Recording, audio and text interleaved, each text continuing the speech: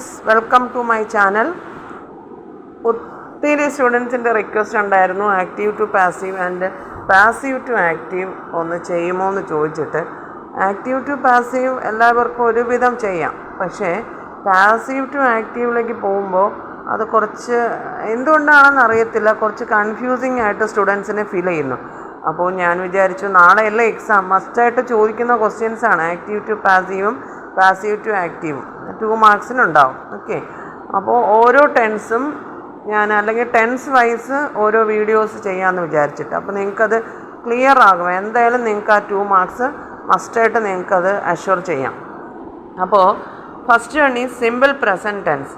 Simple present tense നമുക്കറിയാം, subject singular ആണെങ്കിൽ നമ്മൾ if the subject is singular add S or E S to the verb. അത് simple present ടെൻസിൻ്റെ റൂളാണ്.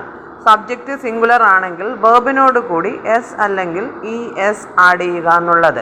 Okay, subject plural ആണെങ്കിൽ do form use ചെയ്താൽ മതി, വേർബിനോട് കൂടി എസ് ഇ എസ് ആഡ് ചെയ്യാൻ പാടില്ല. അത് സിമ്പിൾ പ്രസൻറ്റിൻ്റെ റൂളാണ്. Example, Ravi writes a letter. Okay, Ravi writes a letter. Subject നമുക്കറിയാം, one who does the action is known as subject. ആരാണോ ആക്ഷൻ ചെയ്യുന്ന അതാണ് സബ്ജക്റ്റ്, അല്ലേ?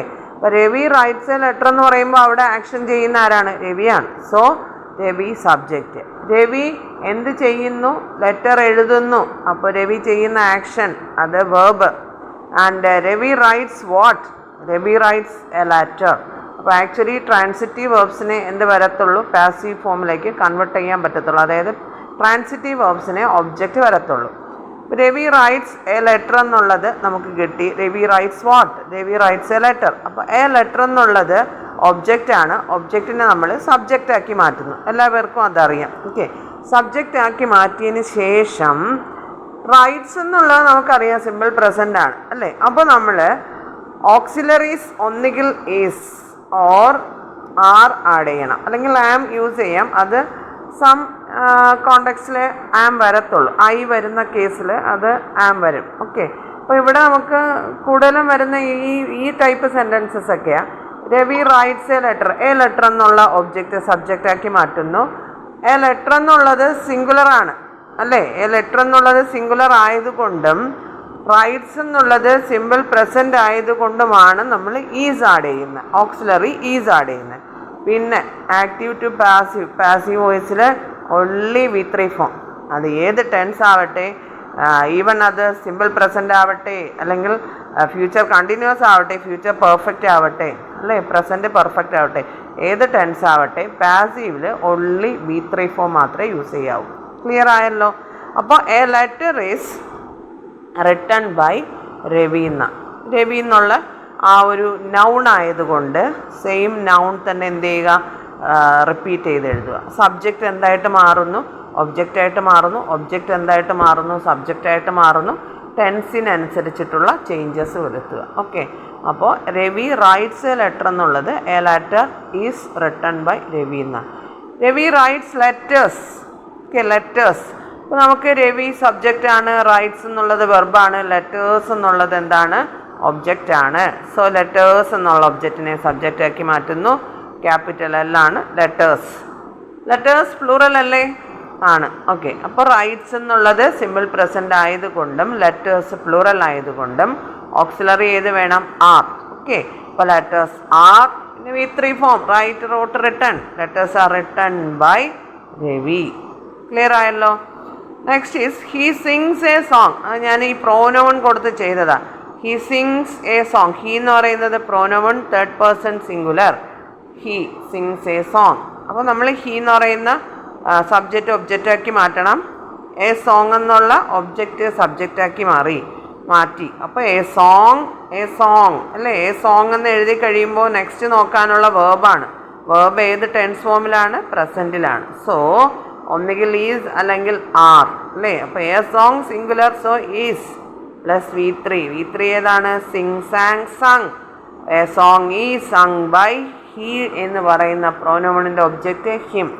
So a song is sung by him.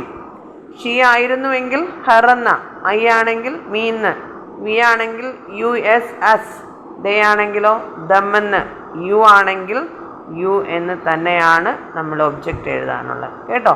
Pronoun ആണെങ്കിൽ മാത്രം ഒബ്ജക്റ്റ് വരും. അടുത്ത നൗൺ ആണെങ്കിൽ സെയിം നൗണിനെ എന്ത് ചെയ്യുക, റിപ്പീറ്റ് ചെയ്ത് എഴുതുക. ക്ലിയർ ആയല്ലോ? സിമ്പിൾ പ്രസൻറ്റ് ടെൻസിനെ നമ്മൾ ആക്റ്റീവ് വോയിസിൽ നിന്നും പാസീവിലോട്ട് കൺവേർട്ട് ചെയ്തു. ഇനി പാസീവിൽ നിന്നും ആക്റ്റീവിലോട്ട് എങ്ങനെ കൺവേർട്ട് ചെയ്യാം? ജസ്റ്റ് എക്സാമ്പിൾ നോക്കിക്കേ. A letter is written by Ravi എന്ന് ക്വസ്റ്റ്യൻ ചോദിക്കുന്നു. A letter is written by Ravi. Ravi എന്നുള്ള ഒബ്ജക്റ്റ് നമ്മൾ സബ്ജക്റ്റ് ആക്കി മാറ്റുന്നു. അപ്പോൾ രവി ഈസ് റിട്ടൺ വരണമെങ്കിൽ, ഈസ് റിട്ടൺ എന്ന് വരണമെങ്കിൽ സിമ്പിൾ പ്രസൻറ്റ് ടെൻസേ വരത്തുള്ളൂ. അല്ലെങ്കിൽ ആർ റിട്ടൺ എന്ന് വരണമെങ്കിൽ സിമ്പിൾ പ്രസൻറ്റ് ആയിരിക്കണം. ഓക്കെ, അപ്പോൾ സിമ്പിൾ റിട്ടണിൻ്റെ V1 എന്ന് പറയുന്ന ഏതാ? റൈറ്റ് ആണ്, റൈറ്റ് അല്ലേ? അപ്പോൾ രവി എന്ന് പറയുമ്പോൾ സിംഗുലർ ആണ്. So writes, Ravi writes a letter. മനസ്സിലായോ?